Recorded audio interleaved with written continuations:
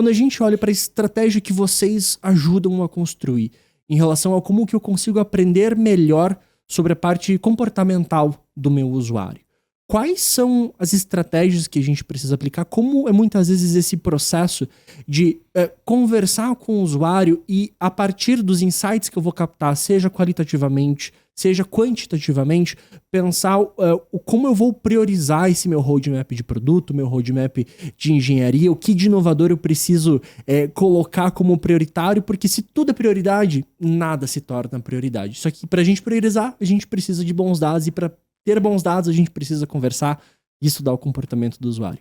Como é esse processo bem no dia a dia mesmo? Acho que tentando materializar os times que hoje vocês coordenam, os times que existem embaixo de vocês, como é o processo para abordar muitas vezes um usuário? Você precisa conversar sobre talvez uma funcionalidade nova, conversar sobre Open Finance, sobre Pix, sobre crédito, sobre antecipação, sobre fluxo de caixa.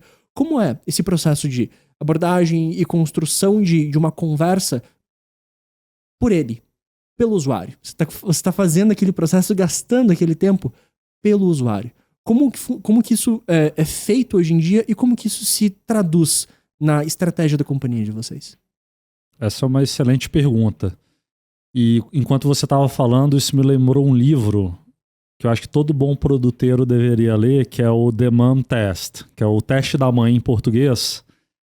Esse livro é genial porque ele ensina a gente a fazer perguntas para o nosso cliente que o nosso cliente não vai conseguir mentir para a gente, né? Então a base fundamental do livro é que quando você está com uma pessoa e você está numa interação, ela não quer te desagradar. Então nem sempre ela vai te dar aquela resposta verdadeira.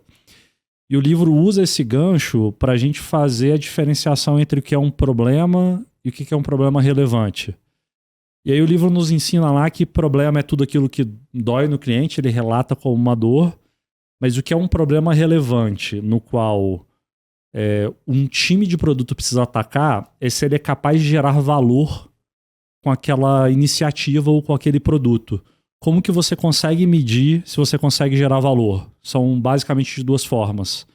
A primeira é se o cliente está disposto a dar o tempo dele para você, pilotar um produto, por exemplo, ou se ele está disposto a tirar dinheiro do bolso dele para te dar, para resolver aquela dor. Então ele classifica isso como uma dor relevante. Então nosso trabalho, ele é basicamente um trabalho de identificar de forma muito rápida quais dores são relevantes e a gente separar de qual dor não é relevante, ou seja, eu não tenho nem capacidade de monetizar em cima daquilo.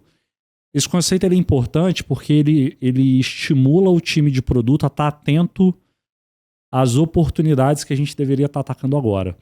A gente sempre faz um mapa de oportunidades para entender potencial que elas têm e a gente, de alguma forma, ordenar isso pelo potencial de valor gerado.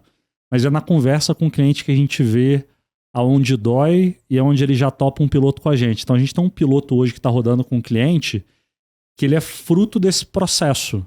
A gente foi no cliente, a gente perguntou o que doía. Ele falou basicamente 3 itens de dor que para ele, na fala, ele parecia ser muito relevante, mas só um deles ele estava disposto a fazer um piloto. Então esse é um indicativo de que a gente deveria acessar esse lugar. A gente já está em piloto com 10 clientes e esses mesmos clientes já estão querendo expandir para mais lojas. Então essa é uma técnica no qual o cliente nos lidera para qual é a oportunidade que ele quer que a gente resolva. E aí, produto ele é um pouco dado, mas ele também é um pouco arte nesse sentido, né? E a arte está na conversa com o cliente, está na troca.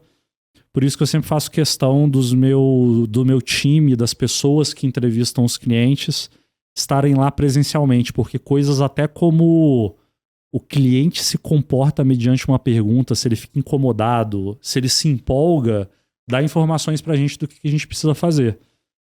E esse é um cliente que a gente já conversou aqui, que ele tem uma dificuldade muito grande de sair dos ritos e rotinas dele. Então é muito importante pra gente, nesse momento de conversa, tentar entender como o cliente opera e como que a gente vai encaixar determinada oportunidade. Então fica essa dica de livro, porque esse livro ele tem 100 páginas, você não dá nada pelo livro, mas quando você lê, é uma mina de ouro e os nossos discoveries ficaram muito mais assertivos.